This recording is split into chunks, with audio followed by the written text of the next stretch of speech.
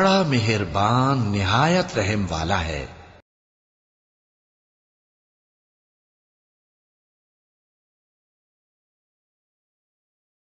जो लोग काफिर हैं यानी अहले किताब और मुशरिक, वो कुफ्र से बाज रहने वाले न थे यहां तक कि उनके पास खुली दलील आ जाए, यानी अल्लाह का एक पैगंबर जो पाक औराक पढ़कर सुनाता है जिनमें मुस्तहकम आयतें लिखी हुई हैं, और अहले किताब जो फिरकों में बटे हैं तो दलील वाज़ेह के आने के बाद ही बटे हैं।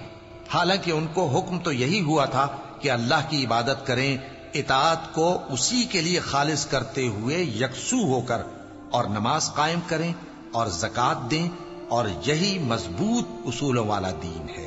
जो लोग काफिर हैं यानी अहले किताब और मुशरिक, वो दोज़ख की आग में पड़ेंगे और हमेशा उसी में रहेंगे। ये लोग सब मखलूक से ज्यादा बुरे हैं।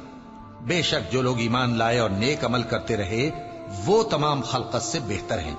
उनका सिला उनके परवरदिगार के यहां हमेशा रहने के बाग हैं जिनके नीचे नहरें बह रही हैं। हमेशा हमेशा उनमें रहेंगे। अल्लाह उनसे खुश और वो उससे खुश। ये सिला उसके लिए है जो अपने परवरदिगार से डरता है।